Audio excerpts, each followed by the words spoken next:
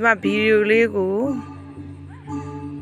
ပိတ်လိုက်မိတယ်ကျမဖေးလေးတစ်ပတ်ပတ်ပြီးပြီးလို့ထင်တာမဟုတ်ပါဘူးရှင်သူတို့ကဒီမှာတစ်ပတ်ပတ်ပြီးတော့တစ်ပတ်ပတ်တယ်ပတ်ပြီးတော့အခုဘယ်တက်မလဲဆိုတော့ဖုန်းကြီးကြောင်းလို့ထင်ပါတယ်မနေ့တော့ကလည်းအဲ့လိုပုံစံမျိုးလေးတွေပါပဲရှင်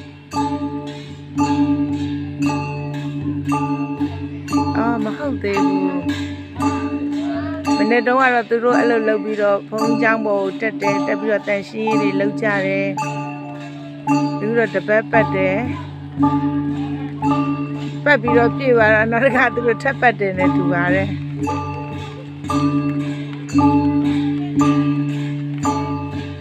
ကျမဗီဒီယိုလေးကိုပိတ်လိုက်တယ်ဆိုတာကျမသူတို့ဖုန်းကြောင်းပေါ်တက်မယ်လို့ထင်လို့မဟုတ်ပါဘူးရှင်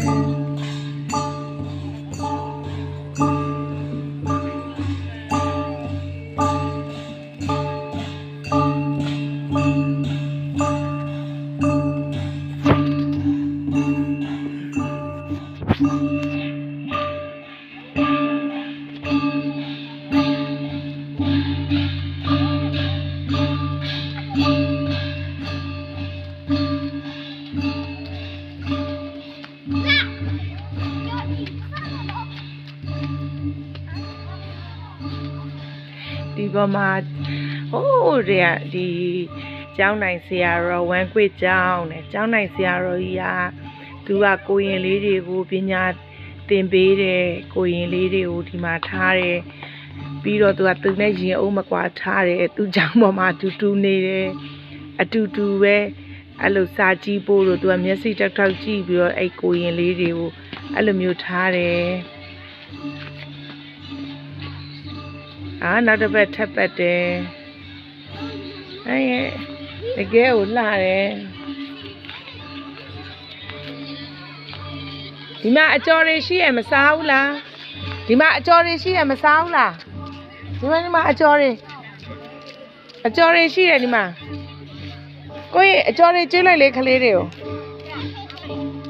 ကျွေးလိုက်လေမပတ်လာပါဘူးရှင်ဘယ်အယုံမတရားမို့ဟုတ်လားဒါဘယ်နှပတ်ပတ်တာလဲသူတို့က3ခေါက်ပတ်တာလားဘယ်နှခေါက်ပတ်တာလဲကိုပြောပါဟမ်3ခေါက်ကိုအဲ့ဒါဘာလုပ်တာလဲကျန်းဟမ်ကျန်းဖေးမိပူဇော်တာအဲ့လိုလား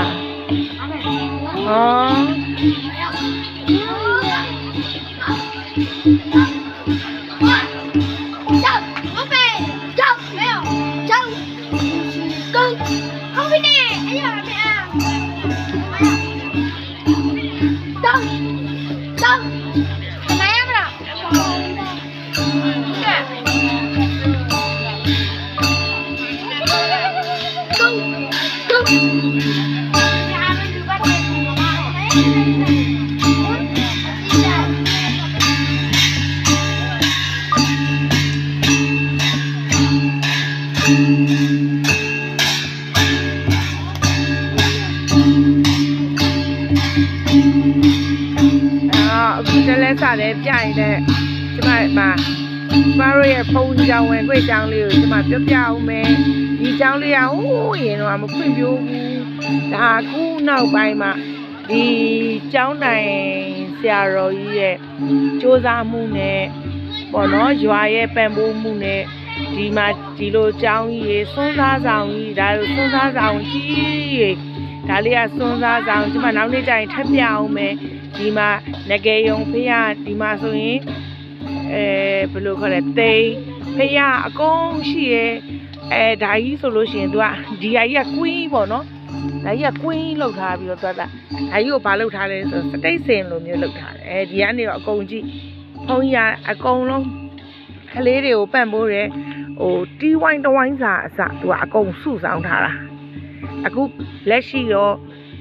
ကျောင်းလေးရလေမှာဒီကျောင်းလေးရဲ့အထွတ်မှာသူ့မှာစာသင်ကျောင်းလေးရှိတယ်ဒီအခုပြတဲ့နေရာလေးအိမ်မှာအိမ်ကနေတော့ထွက်ရင်ကျောင်းလေးကြီးအဲ့ကျောင်းလေးကမြင်းလင်းကျောင်း ပြိုသွားတဲ့အခါမှာမဆန့်လို့ဆိုပြီးတော့ဒီမှာဒီကျောင်းလေးမှာစာသင်တယ်နောက်ရက်တွေကြာရင်လဲကျောင်းလေးရဲ့ပေါ့နော်ကိုရင်လေးတွေရဲ့အခုဆိုရင်ကိုရင်လေးတွေကျောင်းပိတ်ပြီးဆိုရင်သူတို့ရဲ့ချစ်စရာဒလေးလေးတွေအပြုတ်မှုလေးတွေကိုသင်ပေးမယ်အခုသူတို့ဒီမှာ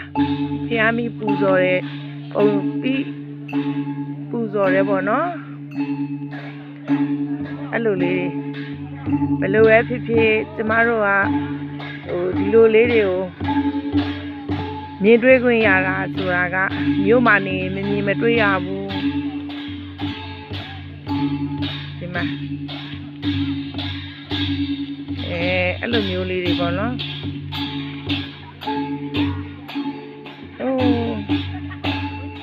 ဒီထဲမှာကျမပြောတဲ့ထဲမှာပြီးတဲ့လူပါလို့ရှိရင်လဲကျမတီးသလောက်လေးသင်ကြတဲ့အတွက်နားလည်ပေးပါဒါလေးကလည်းမနေ့တုန်းကလည်းတစ်ခါအခုတစ်ခါပေါ့နော်ဒီကလေးတွေကအဲ့လိုပဲကြီးတယ်ပြုတ်တယ်ပေါ့နော်အဲ့လိုပူဇော်တယ်လို့ပူဇော်တယ်ပေါ့နော်အဲ့လိုပုံစံမျိုးတွေပေါ့ဒီမှာအကုန်လုံးမှလည်းကလေးလေးတွေရောအကုန်လုံးမှာအဲ့လိုဖုန်းကြောင်းပေါ်ဆက်ပြီးဒါ